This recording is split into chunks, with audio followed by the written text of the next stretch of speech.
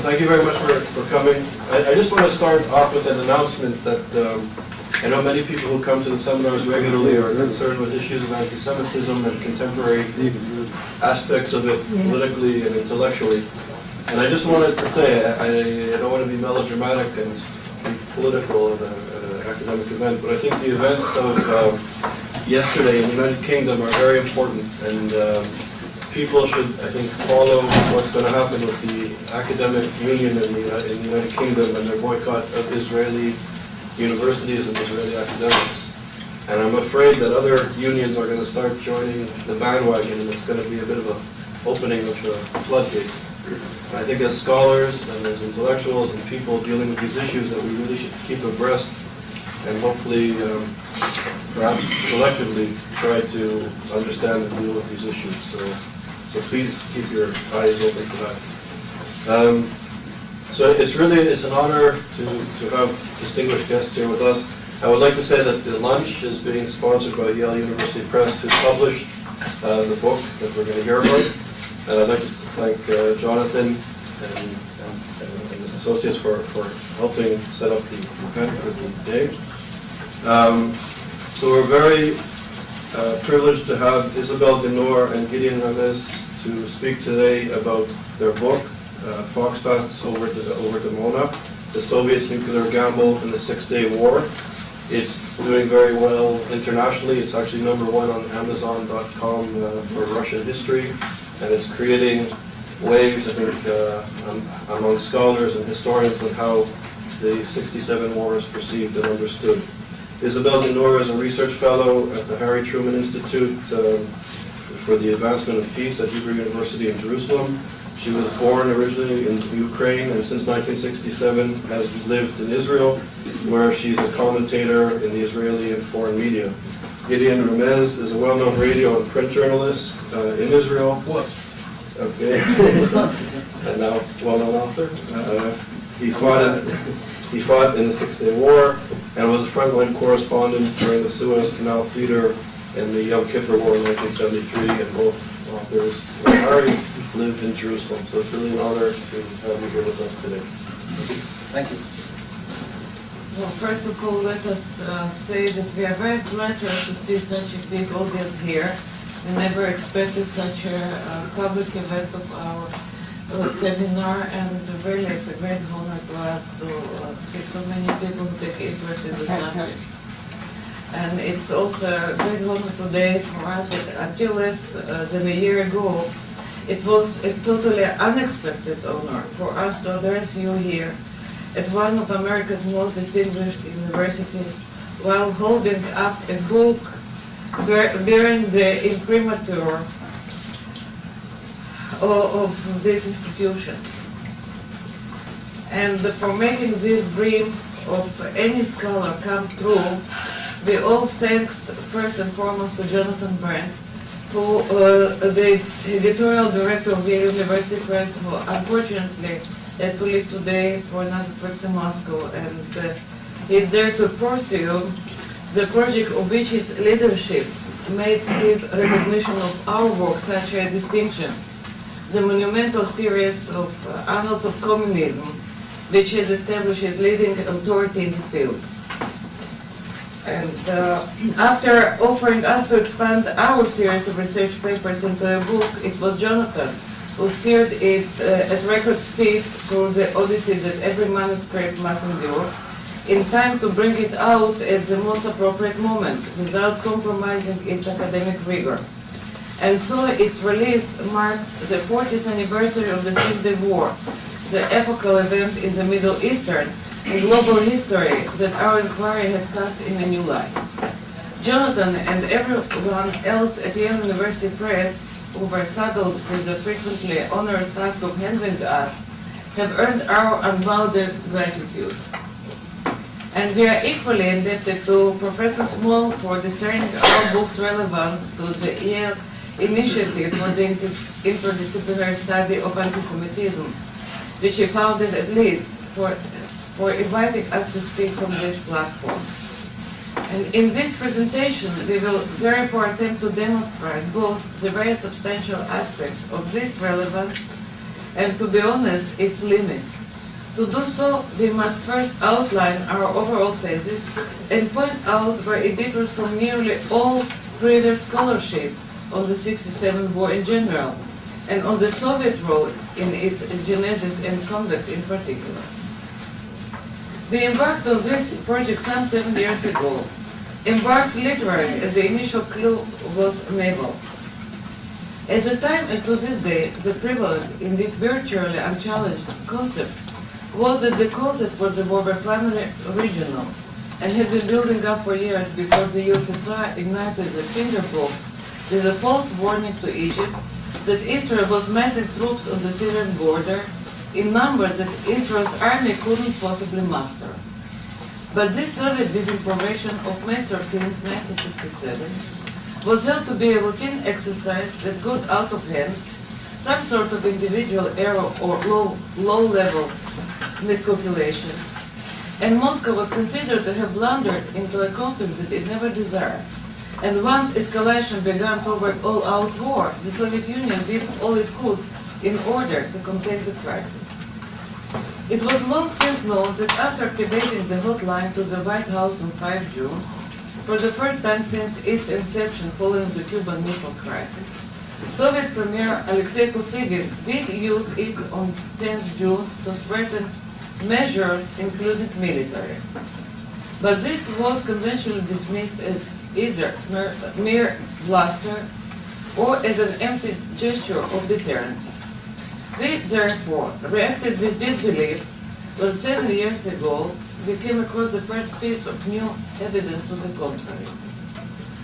This was a story published in a Ukrainian newspaper by a retired Navy captain, Yuri Nikolaevich Kripulkov, now a respected educator and public figure in Donetsk.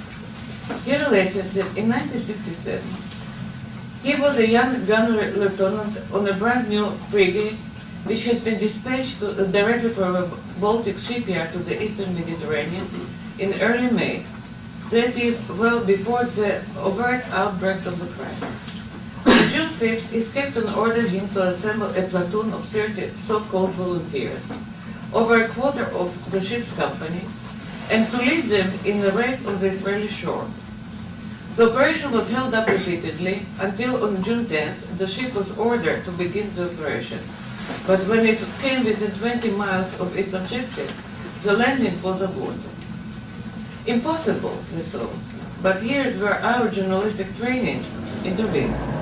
Instead of dismissing a factual claim a priori because it conflicted with a theoretical concept, our instinct declared a thorough check of even an ostensibly preposterous claim, and if it turned out to be valid, to contemplate a posteriori reappraisal of the concept.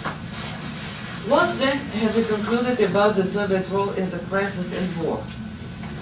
As you now can read the book, let me just state our main finding in brief. We believe we have demonstrated convincingly that the Soviet Union, starting at the latest in mid-1966, elaborated with Egypt and Syria a detailed plan for precipitating the crisis. It was aimed at provoking Israel into a preemptive strike, which would then justify a direct military intervention by the USSR in favor of its clients and against the so-called aggressor. In the Soviet estimate, if Israel and its Arab neighbors were allowed to fight it out on their own, they would reach a stalemate. Even a limited Soviet intervention might thus tip the balance against Israel. And while the USSR did not actively seek a superpower clash, it was prepared to assume some risk by probing the envelope. It assumed that the United States would be less likely to respond in kind if the Israelis struck first, and certainly if the Soviets' prime motive and target was Israel's nuclear program, which was our latest and most dramatic discovery. Before Gideon goes on to introduce some new evidence confirming this thesis, let me address the aforementioned question of motivation. You have not heard me claim that Moscow instigated the '67 crisis out of uniquely anti-Semitic motives, even under the guise of anti-Zionism, anti-imperialism, or the like. Overall, our book is not an anti-communist diatribe, not a value judgment of the Soviet Union's conduct. As Gideon cited to me the maxim he was told 30 years ago in International Relations 101, the Soviets were merely following the rule that the strong do what they can and the weak must suffer what they must. Their American rivals were pretty much the same. And yet we could hardly overlook the special baggage the Soviet Russia brought along to its dealings with the Jewish state, dating with sometimes astonishing similarity back to the Tsar's times. The imperial regime's long record of anti-Semitic repression and incitement, often designed as an outlet for popular resentment, was of course one of the prime causes for the rise of Zionism among the Jews of Russia in the 1880s, and hence ultimately for the establishment of Israel. This was not unrelated to the Tsar's centuries of aspiration both to warm water access to the Mediterranean and to the status of Orthodox Christianity's protector in the Holy Land. There were even calls to make Palestine a Russian possession, among other purposes, in order to get Russia of its Jews. In 1903, another spate of Tsar-inspired massacres rekindled the Jewish movement for settlement in Palestine, now with a distinctly socialist character. Russian-born labor Zionists became the leading force in the fast-developing Jewish community of Palestine. The first international confirmation of Jewish entitlement to the country, Britain's Balfour Declaration, was issued coincidentally but symbolically within a week of Bolshevik Revolution in November 1970. But this also cost the nascent Jewish national home in Palestine, now under a British mandate, in the view of newly formed USSR as an agent of British imperialism. Religious persecution was officially barred, but since the Zionist activity ran counter to Stalin's minorities policy, it was combated both with antidotes such as a Jewish autonomous region in the Far East, a strictly confined Yiddish cultural activity, as well as direct repression. In Palestine, some of the social Zionist groups maintained their principal support of the USSR while trying to explain Stalin's, quote, misunderstanding, unquote, of their case. Russian revolutionary songs, slogans, and literature remain staples of labor Zionist youth movements and paramilitary organizations. When an opportunity to hasten the British retreat from Palestine appeared in 1947, the Soviets switched from anti-Zionist repression at home to support for Jewish statehood was so swift as to surprise even a pre-state Israeli leadership. A recent Russian history of Israel describes this as a tactical move only, which was made because Zionists, unlike Arab regimes leaning on England, would be used to strengthen the USSR's post-war international relations. At the United Nations, then Soviet Ambassador Andrei Gromyko, acting on Stalin's orders, embraced the partition plan for Palestine far more decidedly than the United States. Stalin evidently believed that Israel would be a natural candidate for satellite status and would offer the USSR such Cold War benefits as its long-coveted Mediterranean naval base. It may have been confirmed in this illusion by the fact that much of the U.S.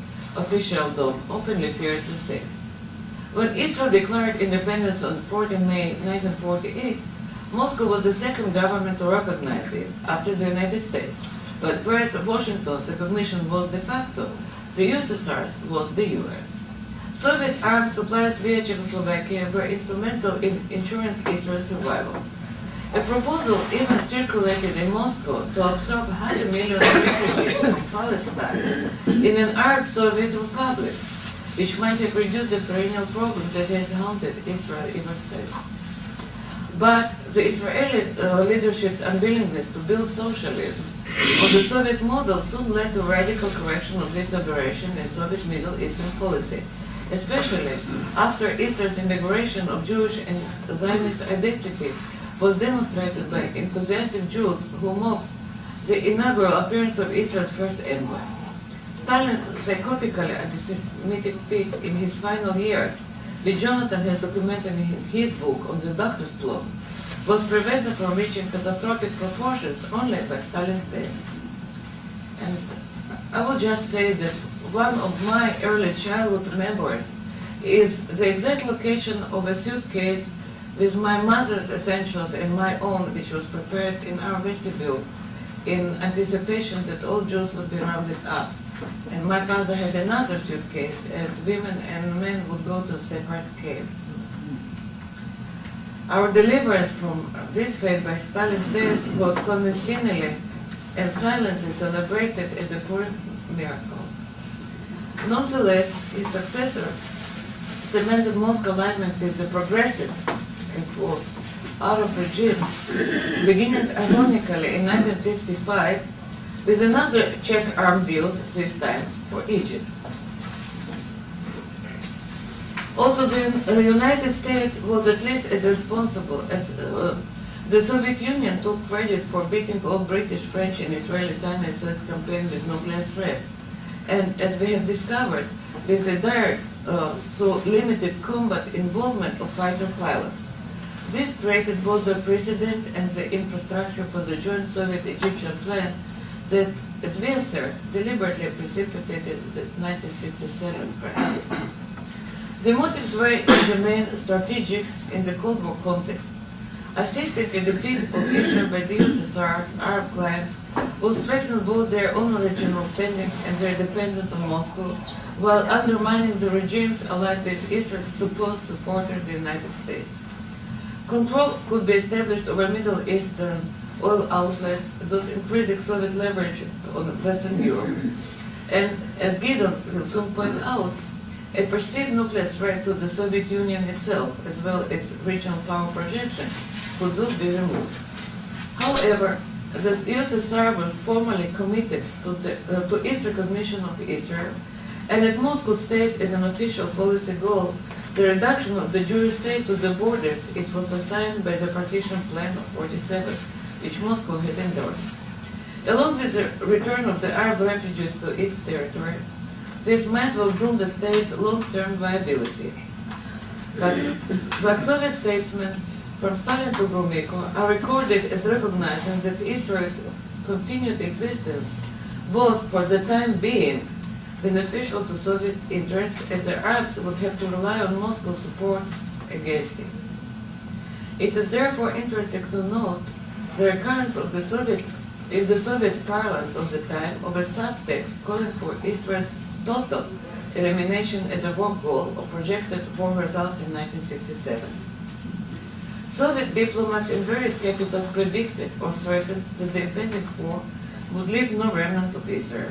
In two testimonies we received after completing the book, Israeli communist leaders were reassured that Soviet forces would be there to protect them, by implication to rescue them from the fate that was about to befall other Israelis. Here too I can add my own personal recollection. When I had to turn in my Komsomol card ahead of departure for Israel in late 1966, I was told by the organization chiefs in my hometown, Chernobyl, that I am a traitor and there's going to be a war, and I will volunteer to fight for Egypt and I will kill you. Such sentiment at the local level undoubtedly attracted signals from at least part of the leadership. Defense Minister Andrei Grechko, for instance, is reported to have issued an order of the day to the Soviet officers' corps promising that the jubilee year of the Bolshevik Revolution would be the last year of the Zionist state.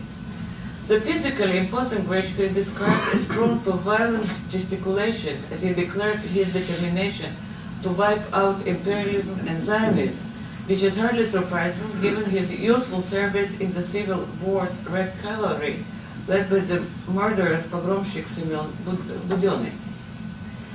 And the Soviet Union's dispassionate strategic population were thus also tinged with old-fashioned Russian anti-Semitism. Happily, it is now anyone's guess whether, had the Soviet Arab plan been played out in 1967, the USSR, against its own interest and declared policy, would have cooperated or acquiesced with its Arab clients' declared aim of eradicating Israel.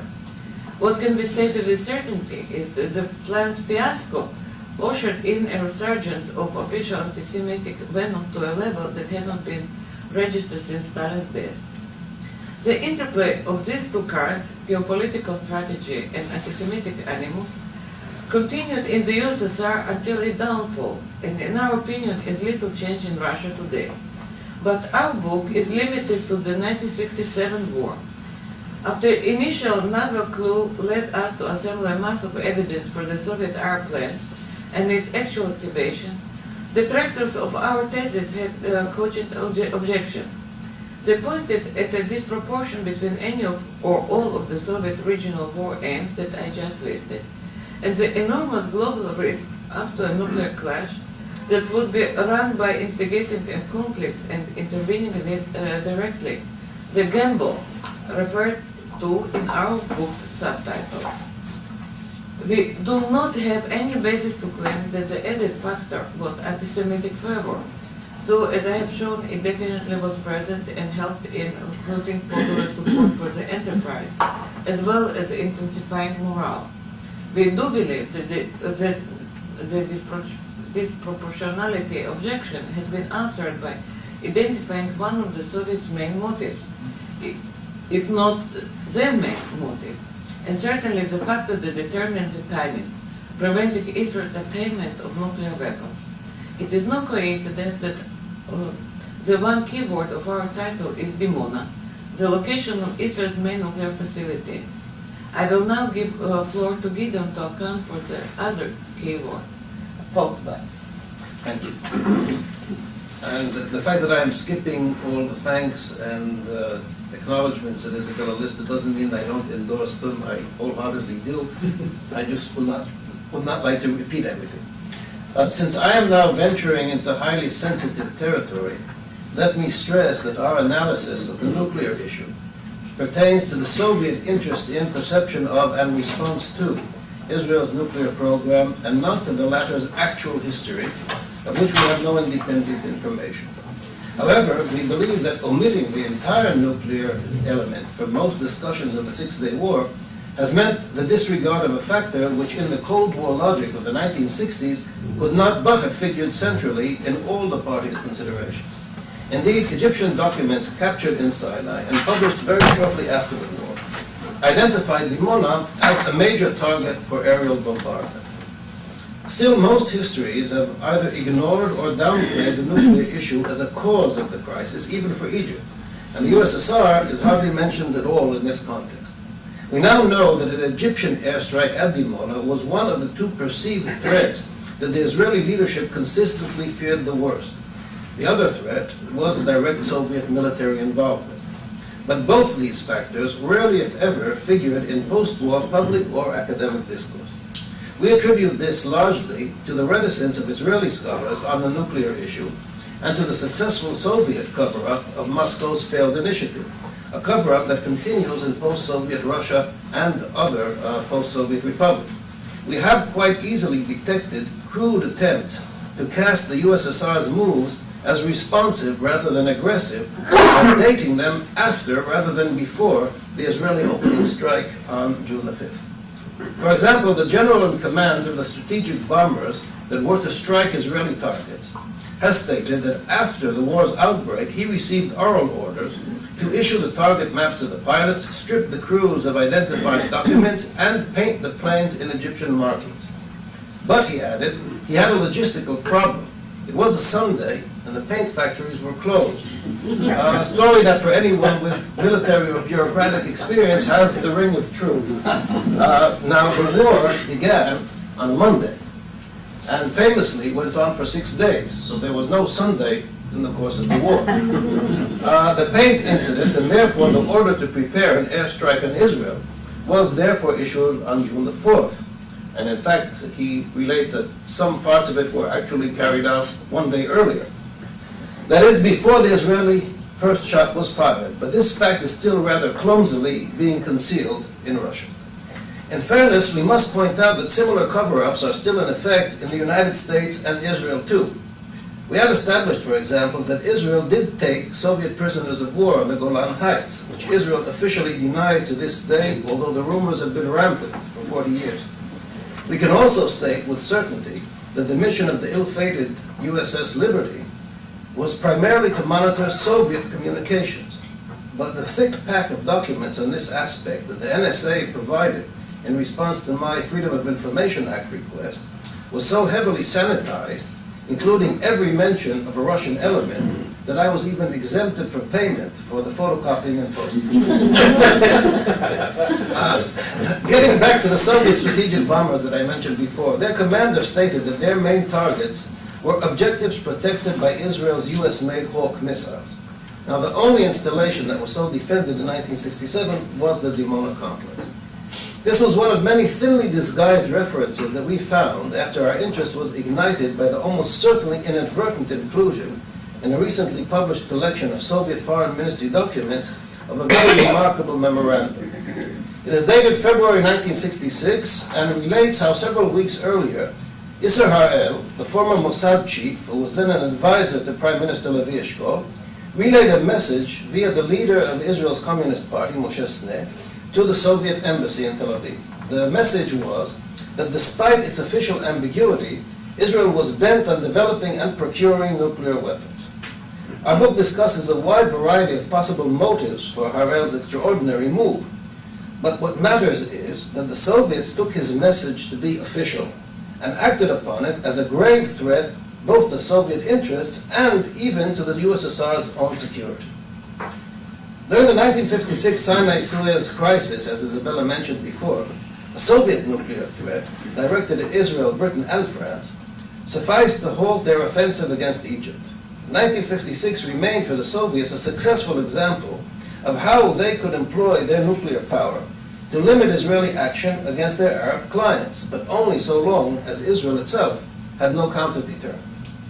Besides, in Moscow, there was evidently real as well as feigned anxiety over a direct nuclear threat to its own southern regions, especially since Moscow also connected Israel's perceived nuclear aspirations with the Soviets' much greater phobia of West German nuclear armament. By 1965, when the message was transmitted, the Soviets were certainly aware of Israel's nuclear project itself, which had been a top priority for its spies in Israel, some of whom Harel himself exposed.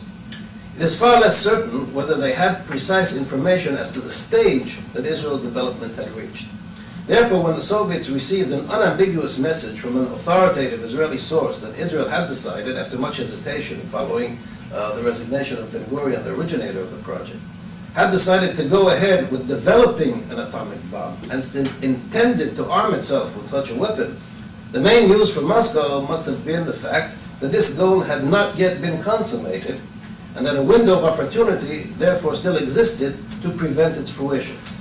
It thus confronted the USSR with a dilemma not unlike the one that Washington is now facing vis-à-vis Iran. For lack of time, I can only refer you to the book itself for the spurt of Soviet counteraction that immediately followed Harel's disclosure. It began with diplomatic efforts to dissuade Israel, but within a few months it shifted to military preparations. Besides the joint war plan that was elaborated by the two defense chiefs, that is, Grechko on the Soviet side and Abdel Hakim Amr on the Egyptian side, these included a nuclear guarantee for Egypt instead of supplying it with countervailing nuclear weapons. One of the first elements of the Soviet intervention to be implemented early in 1967, as Isabella mentioned, was the insertion of nuclear missile submarines into the Mediterranean and later into the Red Sea, with orders to fire them on a prearranged code signal if Israel did explode any nuclear device, which there was increasing evidence that by this point it was on the very verge of assembly. But as I have already mentioned, the Soviets also prepared to assist in a conventional strike on the Israeli nuclear project. I'll skip any more details of these Soviet actions in order to focus on a single case that both exemplifies our research methodology and also ties together all the strands of this thesis, in addition to explaining how the title Foxbats got there in the first place. It has also provided us with the most gratifying instance of conclusive official corroboration after the manuscript was completed, so that here I am telling you something you will not be able to read in the book. I refer to the two reconnaissance flights that passed over Dimona on the 17th and the 26th of May 1967. As we know today from both Israeli and US documents, these flights caused such consternation in the Israeli leadership that they were a major catalyst for its decision to go to war, since neither Israel's warplanes nor those Hawk missiles managed to intercept the intruders. No official version was ever published about these overflights. The details emerged over the years in a bewildering variety of versions as to the number, the path, and the behavior of the hostile aircraft, which, while described as mysterious, are also identified universally as, quote, apparently, unquote, Egyptian MiG-21s. We've often compared our entire research to a 10,000-piece puzzle of which 5 random pieces arrive in the mail every week. In the case of the Dimona overflights, however, our progress was more like a detective novel, since we were lucky enough for the evidence to present itself in a sequence that permitted some linear deduction. This began from the equivalent of a suspicious alibi. The performance of the MiG-21 was so similar to that of Israel's top fighter, the Mirage 3C, that the latter's failure even to engage the intruders seemed highly unlikely.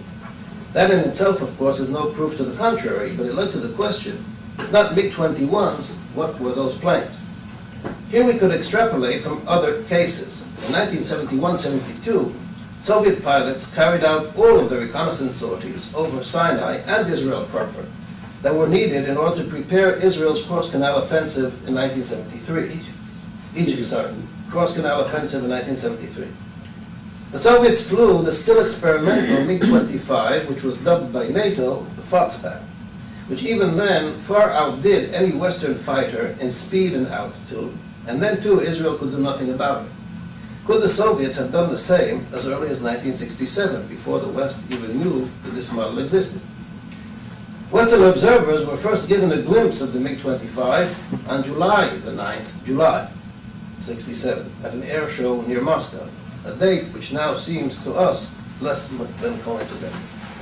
We soon discovered circumstantial evidence, statements in the Russian aviation literature, that the plane's prototypes, which had been setting records since 1964, were tested operationally in the Arab-Israeli arena in the late 1960s. Indeed, one reconnaissance variant of the model was developed specifically for the purpose. Once we knew what to look for, we quite easily found several testimonies that were given from 1993 on by General Alexander Vigornov, a hero of the Soviet Union from World War II, he shot down 28 German planes, who had little reason to fabricate this detail for his own glorification. He reiterated on a number of occasions, and recently insisted on this version, that in 1967 he flew a dozen operational sorties out of Egypt. 2 of these flights were the MiG-25 over Israel, and they were so sensitive that the defense minister in Moscow himself had to approve every one. In fact, Vigornov repeated the story in the United States when he was invited to attend the annual gathering of Eagles at Maxwell Air Force Base, Alabama. This prime piece of evidence in English has waited unnoticed on an official U.S. Air Force website since 1999. He even added the equally sensational statement that he was sent to Egypt to command a putative air intervention in favor of the Arabs against Israel, and that he witnessed the Israeli bombing of an Egyptian base. That is, Vigornov's mission preceded the war. He was there when it started. And its post-dating, in a Russian magazine article from 1993, is again a ham-handed attempt at a cover-up, at positing the Soviet intervention as reactive rather than aggressive. Checking back against even the most detailed Israeli versions to date, we found that there was nothing to refute the participation of at least one MiG-25 in each of the incidents. In each case, at least one intruder had outrun the interceptors unseen and unidentified. Even had visual contact been made, no Israeli pilot yet had any idea that the model existed, let alone what it looked like.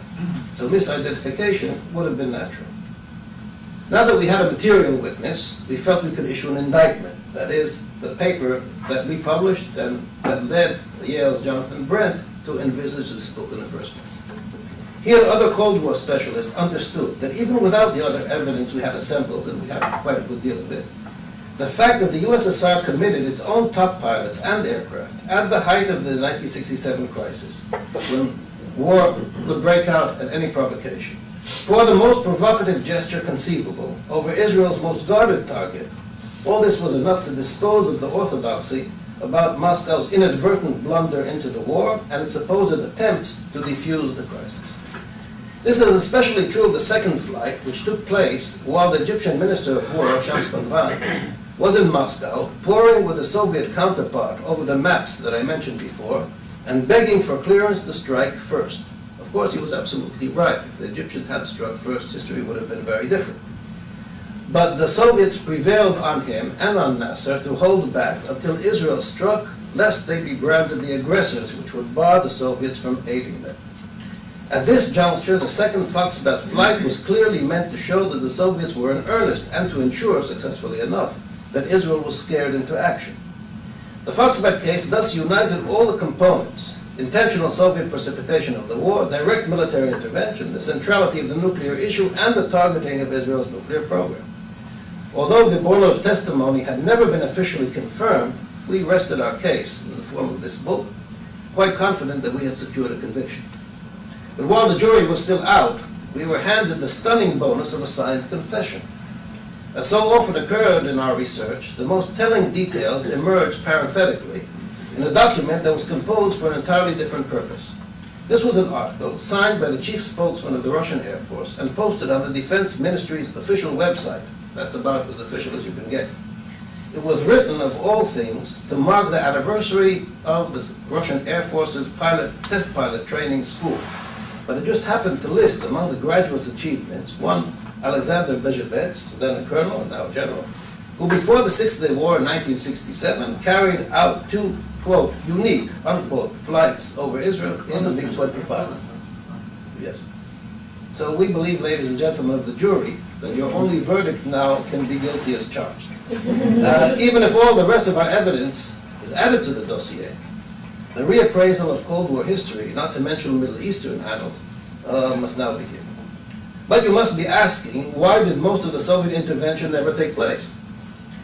One hardly needs to tell an American audience 4 years into the Iraqi war how even the best laid plans of a superpower can go terribly wrong, and for what perennially recurring reasons.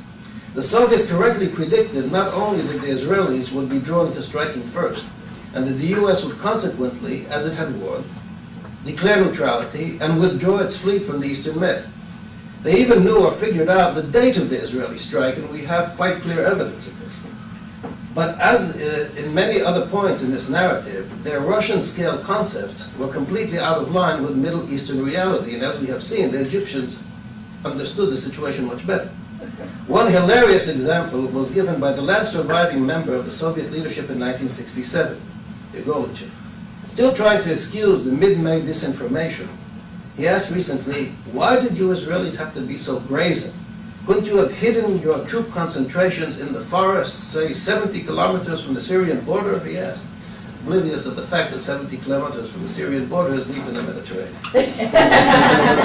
Likewise, when the Soviets contemplated an Israeli offensive, what they evidently had in mind was a World War II-style land offensive across a broad front. They did not foresee the character and the devastating effect of Israel's strike at Arab air bases, which made their use by Soviet planes impossible. And without air superiority, the calculated risk of the original plan, as Isabella described before, became intolerable. Egypt's belated acknowledgement that its plight was desperate also contributed to the Politburo's 5 days of dithering, whether to act as planned at any price or not. On the 6th day, what was planned as a surprise operation was activated openly, this time as a deterrent threat over the hot line, and with some success. The Soviet landing force was sent in toward its planned bridgeheads, but within 2 hours, Israel did stop dragging its feet on a ceasefire in the Golan Heights. We have been able here to present in a very abridged form only a handful out of the numerous exhibits that make up our case. We will gladly respond to any questions now, but even that can hardly do justice to 304 pages, which, if we do say so ourselves, are short on theory and long on factual detail. If this 40-year-old but still enigmatic issue intrigues you as irresistibly as it did us, we beg you to take the trouble and wade through it all before you accept or reject it. Thank you very much.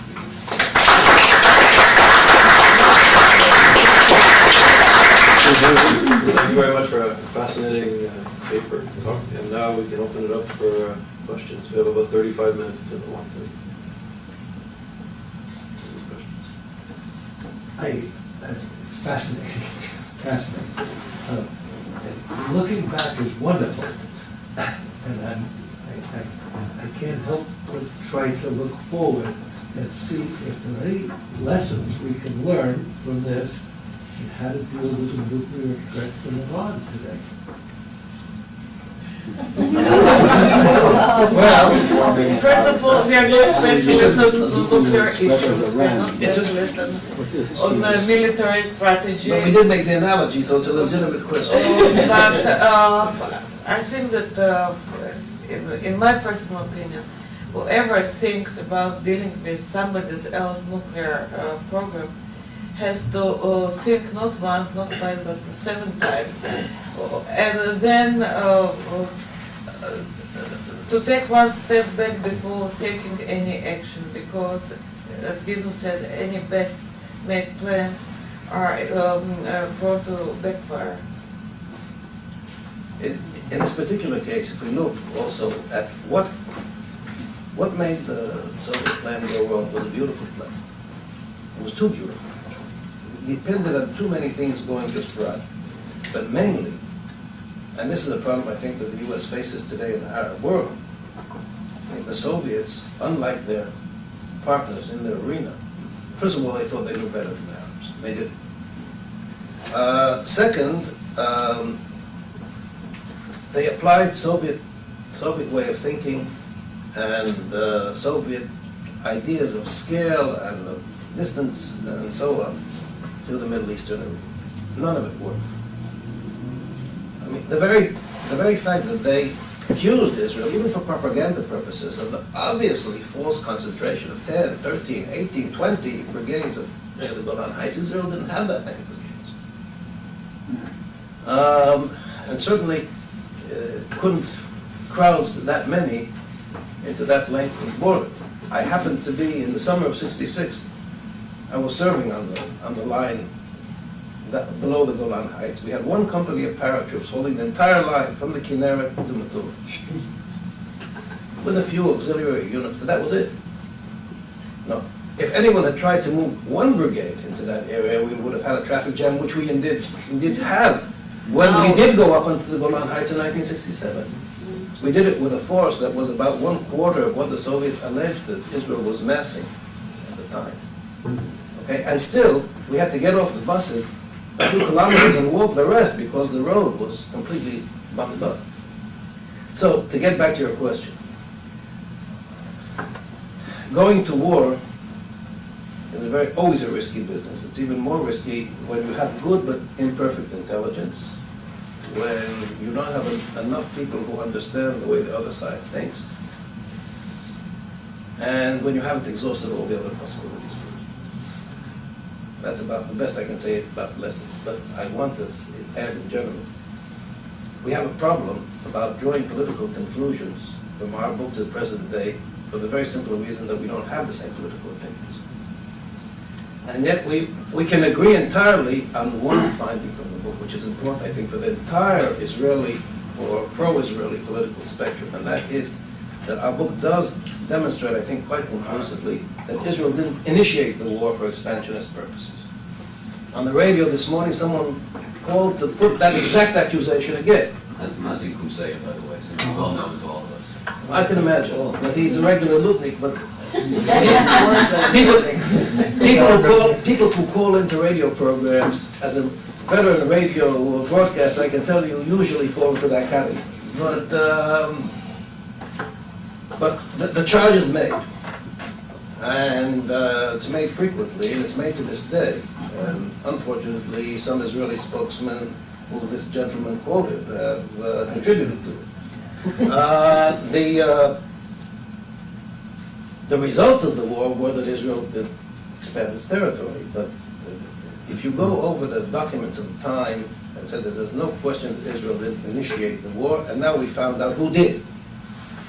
So, in that respect at least, I think this is very important for the entire Israeli political spectrum. Now, from this you can extrapolate according to your political leanings. So you can say, as the right wing would, that, okay, so now under international law, since we weren't the aggressors here, we're under no obligation to return the territory.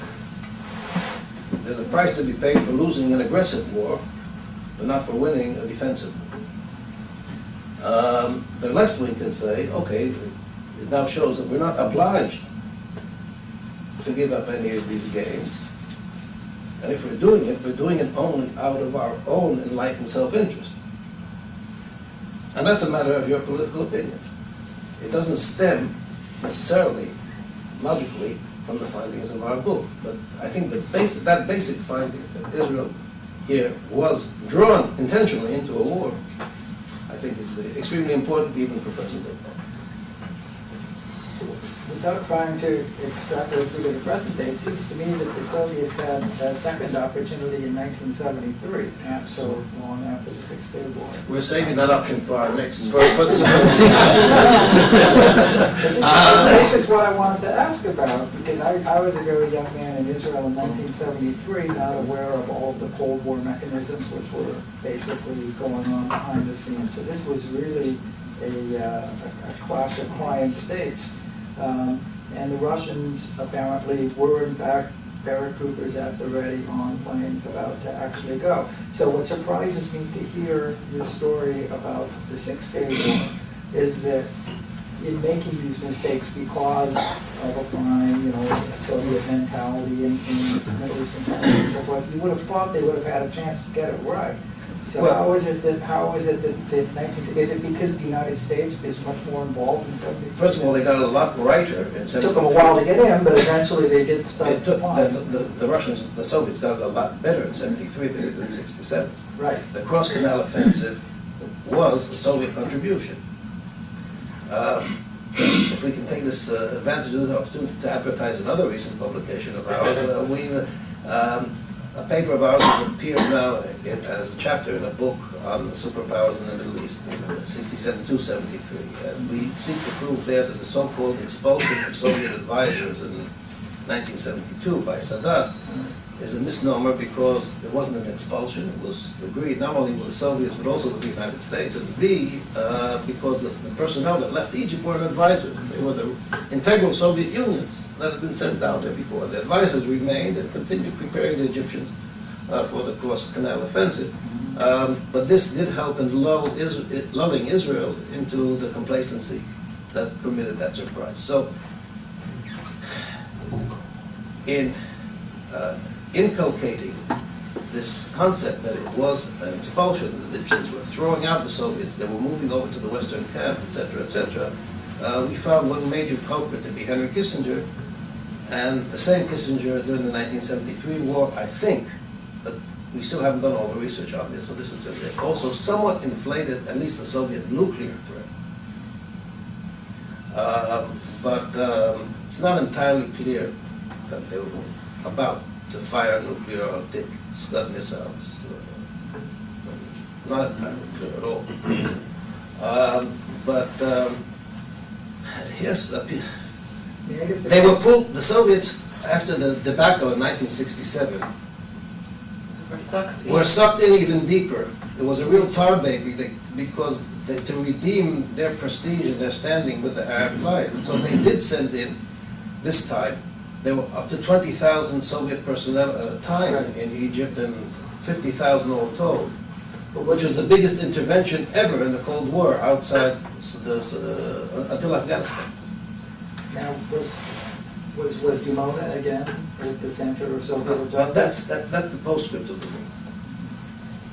And this is again somewhat speculative. The fact that Israel did not try to demonstrate a nuclear weapon in 1967, and as Shimon Peres has written quite transparently, he suggested it, and he was turned down. And the fact that in 1973, when the situation was even more desperate, Israel didn't do so either, I think at least, and here I'm not sure we agree entirely, has reduced, or at the time reduced, the effectiveness of Israel's nuclear deterrent, because even in very dire straits, the political will was not demonstrated to use it. And this, I think, slightly decreased the Soviet and Arab concern about Israel's nuclear arms. I think maybe with Iran, Israel's nuclear deterrent has at last found something to work against. But up to then, the immediacy of the concern was reduced, I think, both for the Soviets and for the Arabs by the simple fact that it wasn't improved.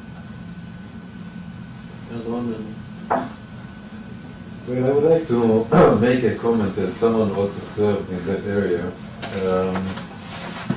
Dimona is known to be a very interesting site for the superpowers, and there were U2s that were visiting the area, and MiG-25.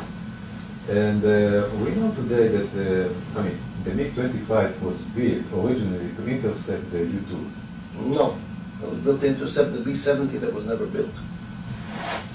We won't agree on this, but let's for the argument that I want to take here. So we know today that definitely the MiG-25, this is what they teach in the Israeli Air Force, is a very limited airplane in many abilities. It cannot be a bomber, and models that they did generate were a catastrophe, and this is why even the Russian Air Force is not heavily leaning on them. As a matter of fact, a good friend of mine shot a MiG-25 in Lebanon. In an F-15 in 1981. Actually, he was in a Hawk missile battery. It was a combined operation. Exactly. So, and we know today that the MiG-25 was far from like a big threat. And given the fact that the Israeli-Arab conflict was a big lab for, checking Western weapons against Russian weapon systems. And Soviet weapon system too. So they said Russian systems. Yeah. Maybe suggest that the fact that the Russians didn't take any active role in any of the wars, meaning they did have advisors and they had their weapon systems given, but they didn't, heavily send brigades. Yes, they did. They did. In the war of attrition, there was a division and squad and fighter squad. Yeah, but there were also forces coming from Morocco and forces coming from Iraq during the war. You're speaking about the war. We know that during the war of attrition, so the beginning in late '67, the Soviet Union started to send regular units.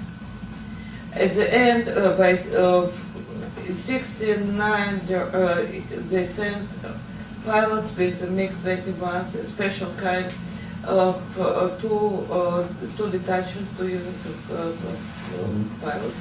And the beginning of the end of '69 and the beginning of the '70s, they sent a full division of anti-aircraft and SAMs 2 and 3 mixed division, which at any given point was numbered to over 10,000 personnel. Regular units, which were sent not as a response to the accusation that Israel started a big bombing in January. It was decided and prepared for sending into Egypt. The earliest evidence that we found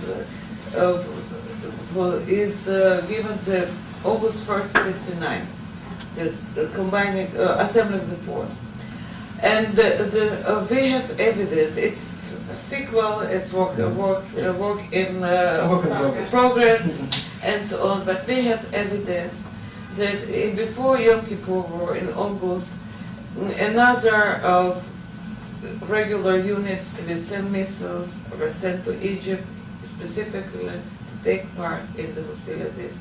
We know that there have been Spetsnaz commandos specifically brought on the first or second day of the war and parachuted behind the enemy lines, meaning into Israeli-held territory, with the task of capturing Israeli Centurion tanks because they wouldn't be hurt in such numbers as Politburo expected, so they had to be checked because there had the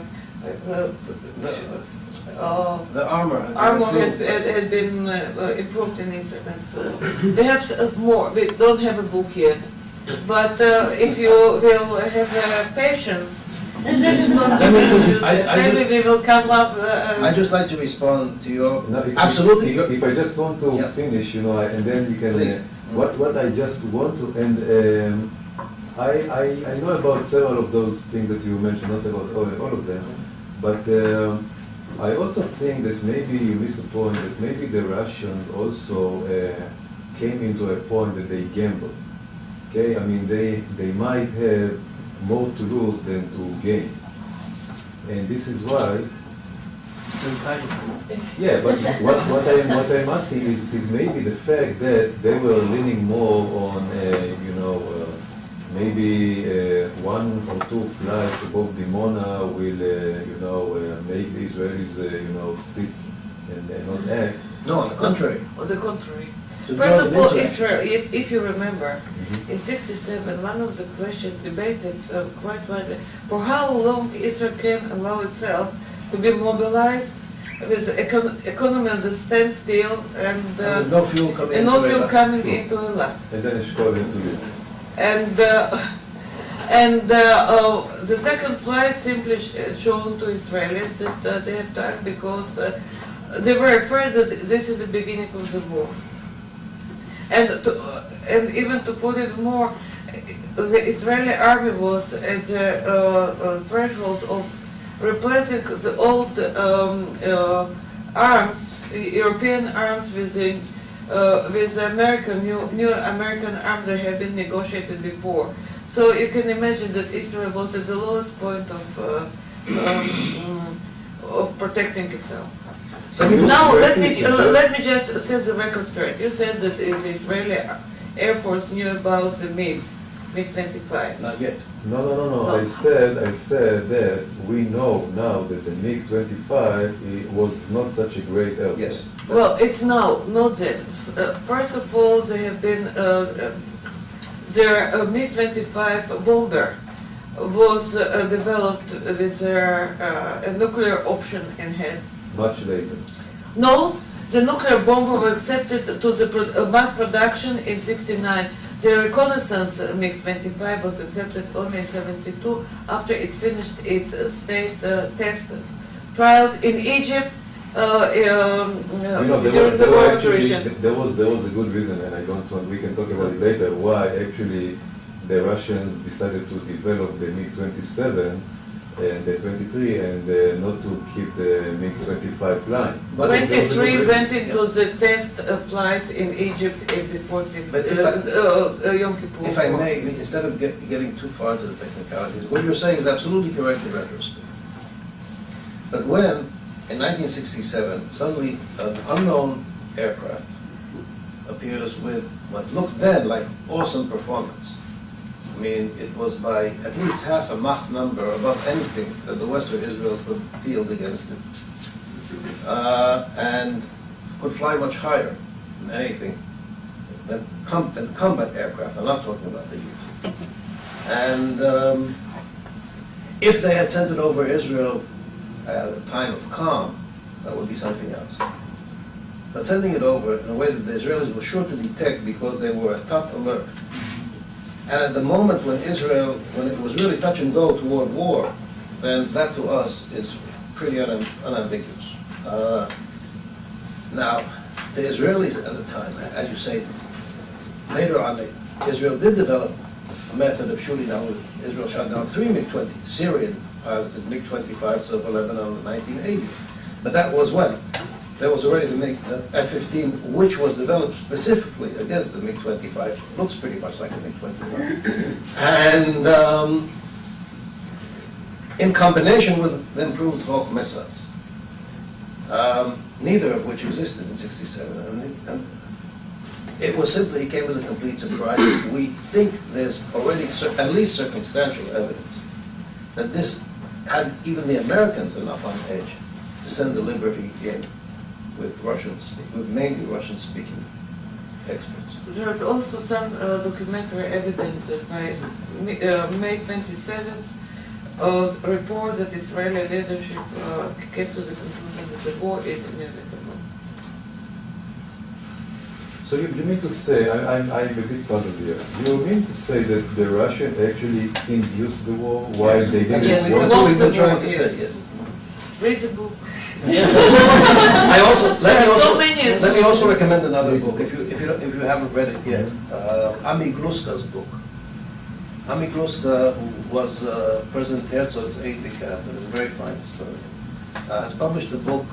Since he's a military man, he was given access to the still classified minutes of the cabinet meetings and the general staff meetings in '67. And although a lot of it was censored, even so, there are dozens, literally dozens of instances where these two twin concerns of A, an attack on Dimona, B, direct Soviet military involvement came to the fore in Israeli concerns. And it may be that the Israelis were aware of more than we know for sure, because we mentioned in passing to a former Israeli intelligence officer who was in charge of the Soviet aspect, but later on. What do you think? Could those have been MiG-25? And he said, of course, MiG-25. MiG-21s, we would have shut them down. But it's never been officially done. If I understood you correctly, you're saying it wasn't so much the Israeli development of the nuclear potential as the Israeli signaling to Moscow that they intended to develop nuclear weapons that set things in motion. What do you think was the intention behind that? Was this Harel acting on his own? The Soviet document that cites this disclosure treated this disclosure as an official statement made by Eshkol himself or the government itself, and trying to bring this issue to the attention of the Soviet leaders, the nuclear issue. If this was an attempt at deterrence, it was very badly mistaken, because you can't deter someone with a weapon you don't yet have. On the contrary, you're asking him practically, well, prevent me from developing it. So someone has proposed to us the idea that Israel was then trying to achieve from the Soviets the commitment to stop conventional arms flows to the Middle East as a condition for accepting nuclear disarmament. And maybe this was the idea. We have a whole chapter here devoted to this, with a whole range of possible motivations for Harel's. Harel has confirmed in a book of his own that he did meet Sneh at this particular time. He doesn't say what for. Unfortunately, he died a few months before the Soviet document was exposed, so we couldn't ask him. But there's a whole range of possible motives, ranging from the personal pique against Shimon Peres, which he had, to such a degree that some of his subordinates have said that by this time he was not completely balanced. Not to use worse words than that.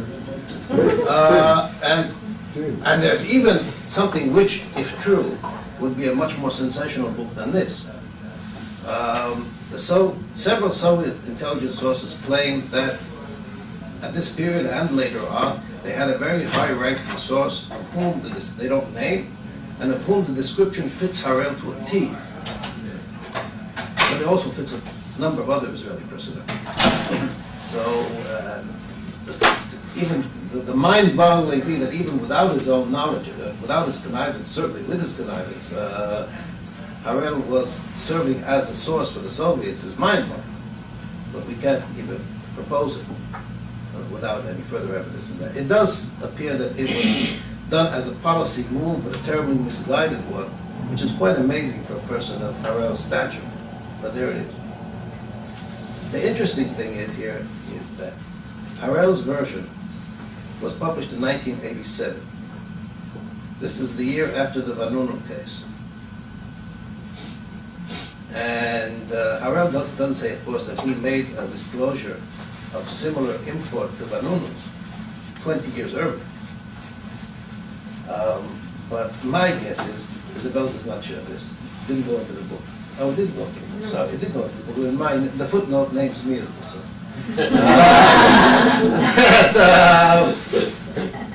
That after the Vanunu case, Harel was forestalling some future revelation of the content of his talk with Sneh. saying, well, this was an intentional policy move, it was not my giving away a state secret. Because Vanunu was judged for treason and served 18 years. So this is a very intriguing question, is what the motive was. But since Harel confirmed it, and since we have no reason to doubt the content of the Soviet document, the fact is that the effect was what it was, no matter what the motive was.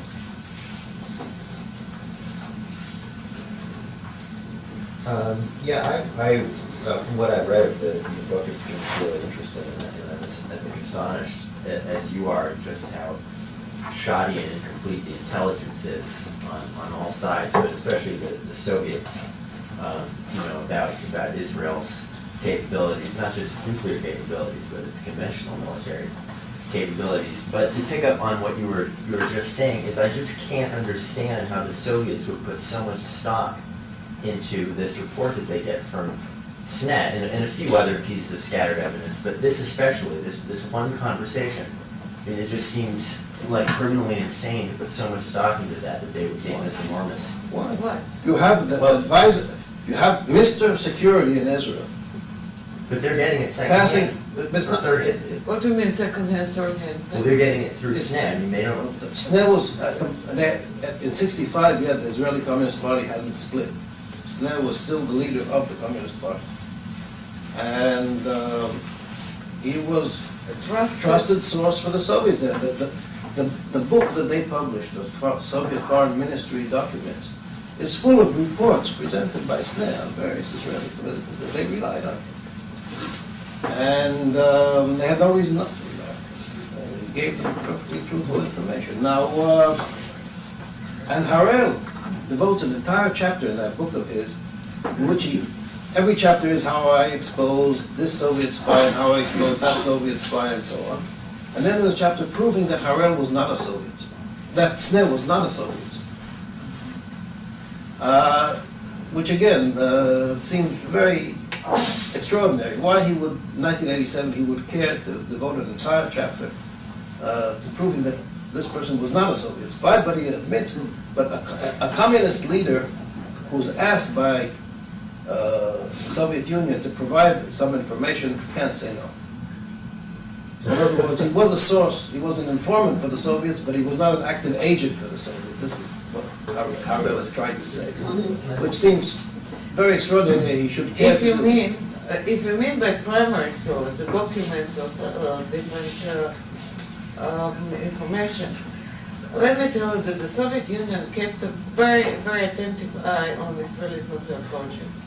And even in later years, we were very much surprised to read in the newspaper that one of the Syrians who crossed into Israel in the 80s, I think, right? He had a photograph taken inside of Dimona, and that according to him, on the interrogation, he stated that the photographs were provided by the Soviet intelligence. So in this case, don't take one document as the sole evidence or the sole base on which the Soviets will their case. They, apparently, they had a lot of sources. They had analysts who produced their final opinion about this. But they would trust SNET explicitly to transmit the verbal message from the high Israeli authority as an official message. The document itself says it. This is at a period when Israel was in considerable hesitation. The decision after Ben-Gurion left power in '62, whether to continue the nuclear project as he had set it up, or to change course, or to make, and there was considerable division in the Israeli leadership on this issue at the time. This has been exposed in other books, not all. Now, Harel is on record as being against. He was against it for a number of reasons. He thought the dependence on France was mistaken. And he had some other reasons to oppose it, and there was also a turf war between him and Peres over the security apparatus that protected the Dimona. It was taken out of Harel's hands when he was still in the security service. So one motive you could ascribe to this move was to try and shoot down the nuclear project by inviting Soviet pressure. That's a possibility too. But all these are pure speculation. The end result was that a Soviet Foreign Ministry internal document states, we now have we now have official information, solid information, that the Israelis, despite their public protestations, are going ahead with development of nuclear weapons. And the Soviets were very much concerned about this. If you remember, in 1962, for the West, it was a big victory. The Soviets pulled their missiles out of Cuba. But the Soviets also did get a quid pro quo. The U.S. pulled its missiles out of Turkey. And that, for the Soviets, was a big concern. And for them, it was some consolation prize for the fiasco in Cuba.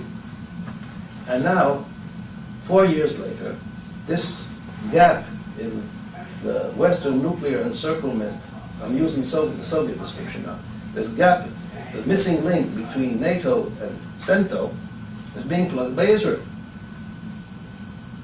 And they were, I think, quite genuinely concerned with a Western nuclear capability within range of the Soviet Union. And this, by the way, is one place where the analogy with the U.S. and Iran today doesn't hold, because Iran is much farther away from the U.S. than Israel is from the Soviet Union.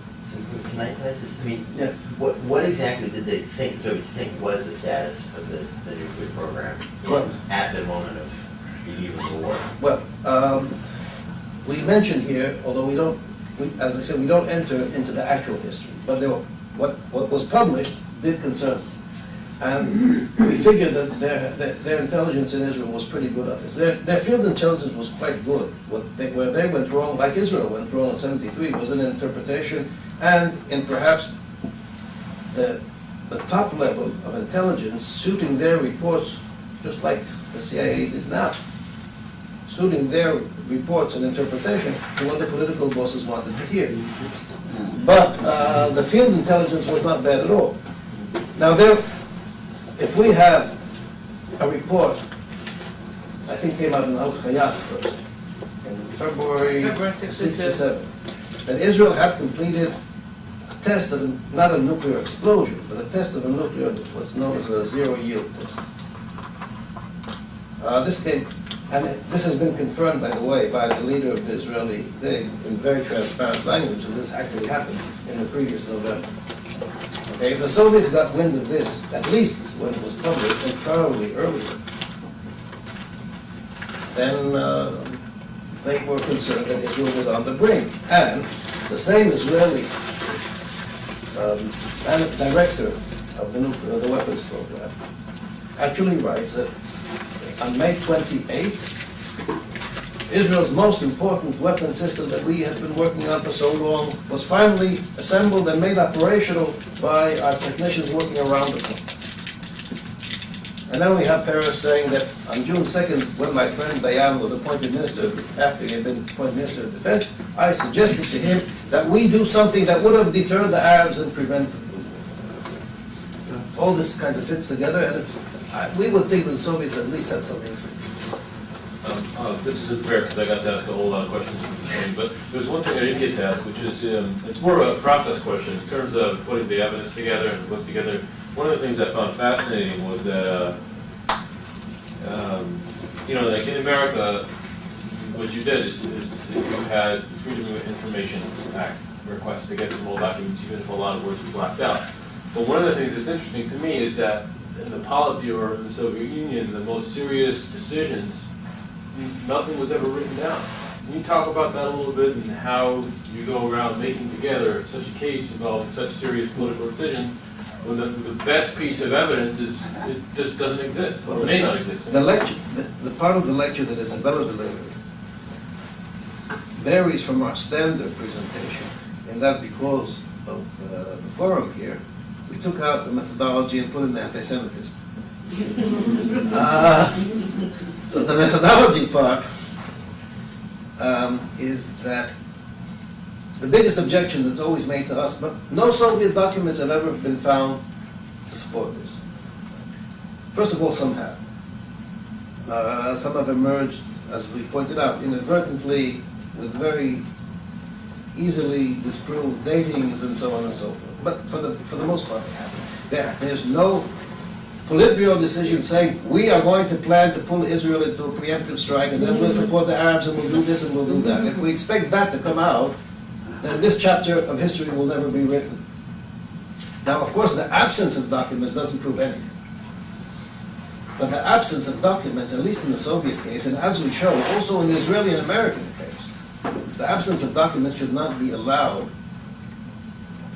to excise entire portions from the historical record. Because then it really makes it very easy, as Orwell writes, to shove things down the memory hole. Either you don't document them to begin with, or you document them in a way that's designed to conceal the facts rather than to record them.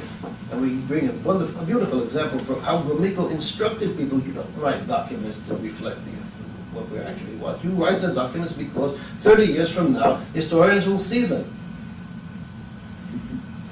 And so you could either not record the things at all, write them down in a misleading way, suppress them forever, or release them selectively.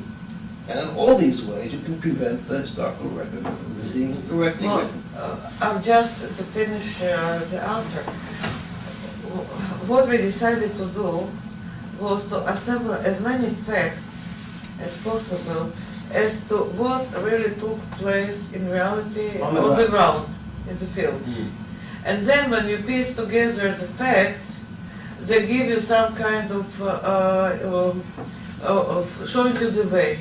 Because if you hear that this submarine left the Soviet base on this and this day, and had such orders, and this ship left the shipyard on May 3rd and already was sent into the Mediterranean. And then that when you read that the planes, the pilots of this strategic force had to pass an exam for everything connected to the Hawk missiles, how they work, how to avoid them, and so on. So you add piece by piece to the argument. And what we did, really, what we say, that we assembled the facts. And if you differ with our opinion, you can have your own opinion. There's another thing here.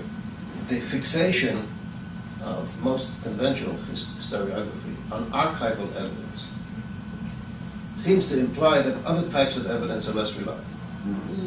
But much of the Western historiography of the Cold War in general, and the Cold War in the Middle East in particular, rests on other kinds of evidence. The whole orthodoxy about what Soviet policy was rests, as one of our colleagues has put it, on reading tea leaves.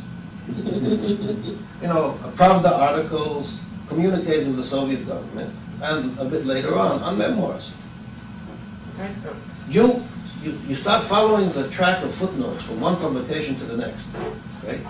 And you find that for a slightly later period, even more than for this one, like for the War of Attrition, the War of 73, everything is built on Muhammad Hasnain Haika. Everything. Last year we went to the conference in England, and one of the participants, her field of research is Egypt. She said, you know how Haikal is called? $5,000 answer. You pay him $5,000 and he will answer you whatever you need. So, and it's not only Haikal. If you look at Kissinger's memoirs, same thing. And they also are practically of biblical standing in historiography. So when we have memoirs of the Soviet military participants, especially the lower one, they said, I arrived in Egypt on this day, I left at this day, I did so and so and so. You can trust the guy that he's no less. No less, at least. So yes, we're relying on evidence that is very, you have to treat with a lot of care. But if you have, say, a dozen different sources, unrelated sources, one guy writes this thing in Donetsk, and another one writes it in Vladivostok, and they don't know each other. They didn't serve on the same ship, but we have testimonies from 4, 5, 6 different Soviet ships, the same, and they all say pretty much the same. So say that this guy was on a frigate and he was ordered to raise a 30-man landing party. And then there's a submarine tender where they raised 175 men because they had a larger crew. And there's a destroyer whose commander became later admiral of the fleet, and he writes in his memoirs that he was called to the flagship in the Mediterranean and told to take on a landing party of 175 cadets. 100, sorry. And so on and so forth. You know, this assembles into quite a mass of evidence that you can't disregard. And took all the plates. It's not very likely that we'll ever have the files of the Soviet High Command. If as you say, they exist there, because, again, the whole passing of orders orally down the chain of command recurs throughout. The submarine commander was told orally, on such and such a season you fire your missiles. The bomber commander was told orally, paint the planes in Egyptian colors, and so on and so forth. So Read the book. So then, we're a bit over time, so on that Yeah. note, reading book, Lambeth bookstores here are actually selling copies, you can get signed copies from We the know we authors. can have a lunch. Yeah, so thank you very much. Thank you. I'm sorry we didn't get to all the questions, if you wish, you can stay here. Informal conversation.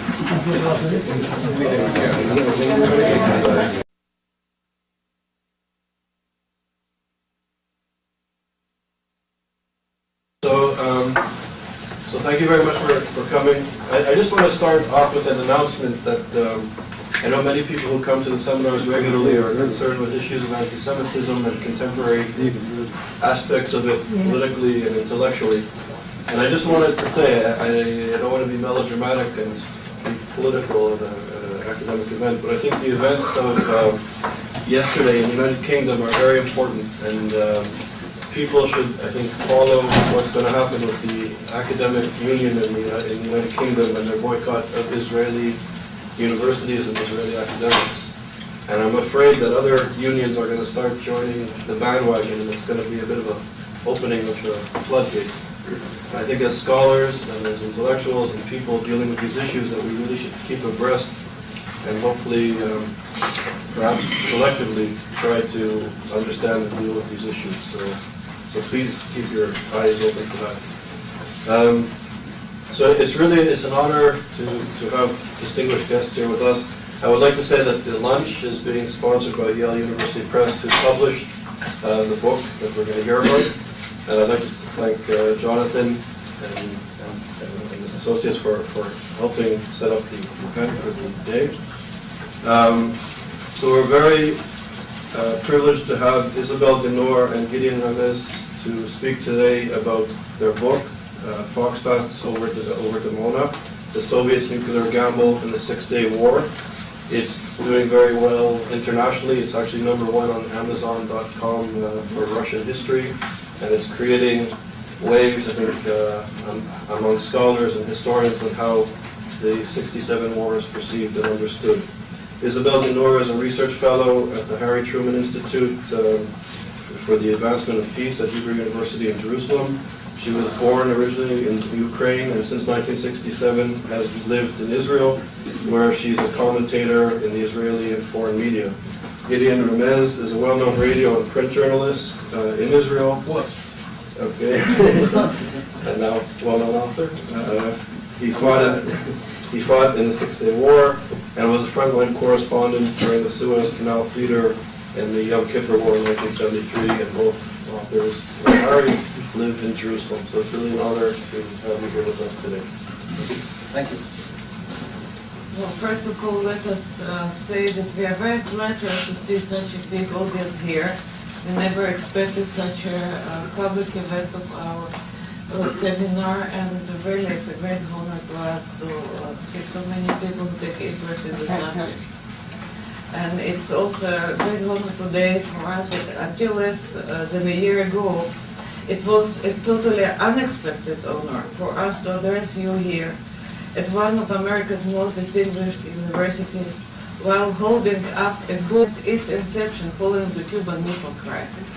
Soviet Premier Alexei Kosygin did use it on 10th June to threaten measures, including military. But this was conventionally dismissed as either mere bluster or as an empty gesture of deterrence. We therefore reacted with disbelief when 7 years ago we came across the first piece of new evidence to the contrary. This was a story published in a Ukrainian newspaper by a retired Navy captain, Yuri Nikolaevich Kripulkov, now a respected educator and public figure in Donetsk. He related that in 1967, he was a young gunnery lieutenant on a brand new frigate which has been dispatched directly from a Baltic shipyard to the eastern Mediterranean in early May. That is, well before the overt outbreak of the crisis. On June 5th, his captain ordered him to assemble a platoon of 30 so-called volunteers, over a quarter of the ship's company, and to lead them in a raid on the Israeli shore. The operation was held up repeatedly until on June 10th, the ship was ordered to begin the operation. But when it came within 20 miles of its objective, the landing was aborted. Impossible, we thought, but here's where our journalistic training intervened. Instead of dismissing a factual claim a priori because it conflicted with a theoretical concept, our instinct declared a thorough check of even an ostensibly preposterous claim, and if it turned out to be valid, to contemplate a posteriori reappraisal of the concept. What then have we concluded about the Soviet role in the crisis and war? As you now can read the book, let me just state our main findings in brief. We believe we have demonstrated convincingly that the Soviet Union, starting at the latest in mid-1966, elaborated with Egypt and Syria a detailed plan for precipitating the crisis. It was aimed at provoking Israel into a preemptive strike, which would then justify a direct military intervention by the USSR in favor of its clients and against the so-called aggressor. In the Soviet estimate, if Israel and its Arab neighbors were allowed to fight it out on their own, they would reach a stalemate. Even a limited Soviet intervention might thus tip the balance against Israel. And while the USSR did not actively seek a superpower clash, it was prepared to assume some risk by probing the envelope. It assumed that the United States would be less likely to respond in kind if the Israelis struck first, and certainly if the Soviets' prime motive and target was Israel's nuclear program, which was our latest and most dramatic discovery. Before Gideon goes on to introduce some new evidence confirming this thesis, let me address the aforementioned question of motivation. Book bearing the imprimatur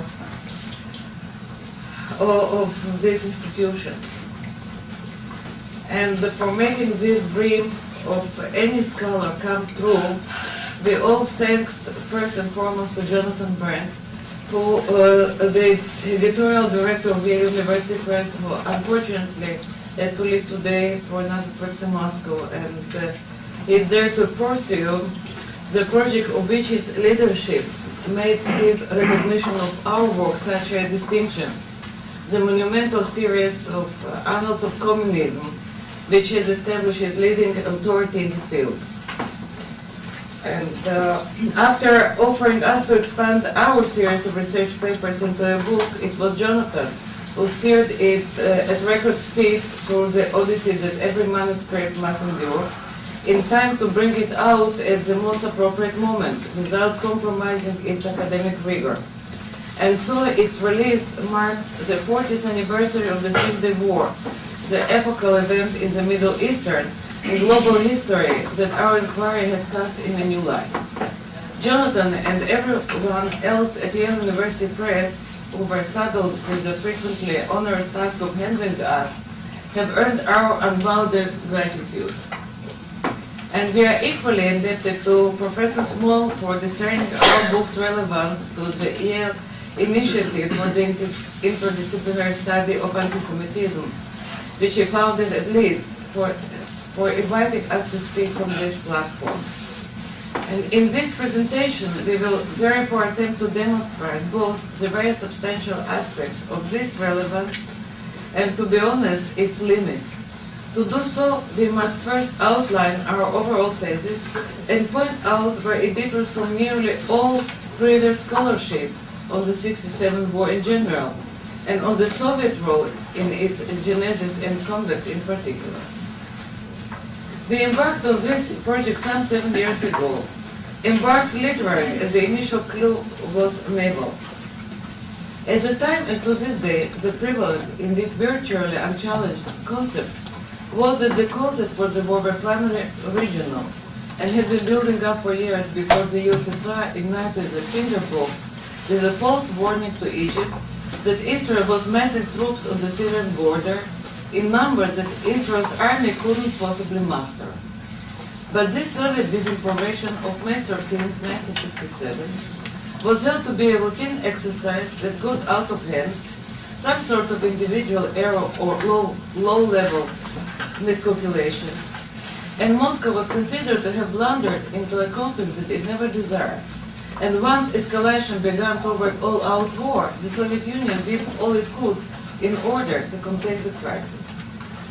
It was long since known that after activating the hotline to the White House on 5 June, for the first time since pre-state Israeli leadership, a recent Russian history of Israel describes this as a tactical move only, which was made because Zionists, unlike Arab regimes leaning on England, could be used to strengthen the USSR's post-war international relations. At the United Nations, then Soviet Ambassador Andrei Gromyko, acting on Stalin's orders, embraced the partition plan for Palestine far more decidedly than the United States. Stalin evidently believed that Israel would be a natural candidate for satellite status and would offer the USSR such Cold War benefits as its long-coveted Mediterranean naval base. It may have been confirmed in this illusion by the fact that much of the U.S. officialdom openly feared the same. When Israel declared independence on 14 May 1948, Moscow was the second government to recognize it after the United States, but whereas Washington's recognition was de facto, the USSR's was de jure. Soviet arms supplies via Czechoslovakia were instrumental in ensuring Israel's survival. A proposal even circulated in Moscow to absorb 500,000 refugees from Palestine in an Arab Soviet republic, which might have reduced the perennial problem that has haunted Israel ever since. But the Israeli leadership's unwillingness to build socialism on the Soviet model soon led to radical correction of this aberration in Soviet Middle Eastern policy, especially after Israel's inauguration of Jewish and Zionist identity was demonstrated by enthusiastic Jews who mocked the inaugural appearance of Israel's first envoy.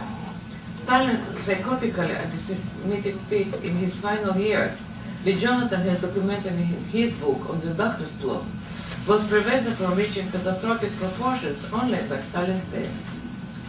And I will just say that one of my earliest childhood memories is the exact location of a suitcase with my mother's essentials and my own, which was prepared in our vestibule in anticipation that all Jews would be rounded up. And my father had another suitcase as women and men would go to a separate cave. Our deliverance from this fate by Stalin's death was clandestinely and silently celebrated as a Purim miracle. Nonetheless, his successors cemented Moscow alignment with the progressive, in quotes, Arab regimes, beginning ironically in 1955 with another Czech armed deal, this time for Egypt. Also, the United States was at least as responsible as the Soviet Union took credit for beating all British, French, and Israeli Zionist campaign with nuclear threats. And as we have discovered, with a direct, so limited combat involvement of fighter pilots. This created both the precedent and the infrastructure for the joint Soviet-Egyptian plan that, as we assert, deliberately precipitated. You have not heard me claim that Moscow instigated the 67 crisis out of uniquely anti-Semitic motives, even under the guise of anti-Zionism, anti-imperialism, or the like. Overall, our book is not an anti-communist diatribe, not a value judgment of the Soviet Union's conduct. As Gideon cited to me the maxim he was taught 30 years ago in International Relations 101, the Soviets were merely following the rule that the strong do what they can and the weak must suffer what they must. Their American rivals were pretty much the same. And yet we could hardly overlook the special baggage the Soviet Russia brought along to its dealings with the Jewish state, dating with sometimes astonishing similarity back to the Tsar's times. The imperial regime's long record of anti-Semitic repression and incitement, often designed as an outlet for popular resentment, was of course one of the prime causes for the rise of Zionism among the Jews of Russia in the 1880s, and hence ultimately for the establishment of Israel. This was not unrelated to the Tsar's centuries of aspiration both to warm water access to the Mediterranean and to the status of Orthodox Christianity's protector in the Holy Land. There were even calls to make Palestine a Russian possession, among other purposes, in order to get Russia of its Jews. In 1903, another spate of Tsar-inspired massacres rekindled the Jewish movement for settlement in Palestine, now with a distinctly socialist character.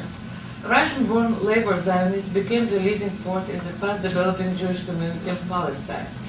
The first international confirmation of Jewish entitlement to the country, Britain's Balfour Declaration, was issued coincidentally but symbolically within a week of Bolshevik Revolution in November 1917. But this also cost the nascent Jewish national home in Palestine, now under a British mandate, in the view of newly formed USSR as an agent of British imperialism. Religious persecution was officially barred, but since Zionist activity ran counter to Stalin's minorities policy, it was combated both with antidotes such as a Jewish autonomous region in the Far East, a strictly confined Yiddish cultural activity, as well as direct repression. In Palestine, some of the social Zionist groups maintained their principal support of the USSR while trying to explain Stalin's, quote, misunderstanding, unquote, of their case. Russian revolutionary songs, slogans, and literature remain staples of labor Zionist youth movements and paramilitary organizations. When an opportunity to hasten the British retreat from Palestine appeared in 1947, the Soviets switched from anti-Zionist repression at home to support for Jewish statehood was so swift as to surprise even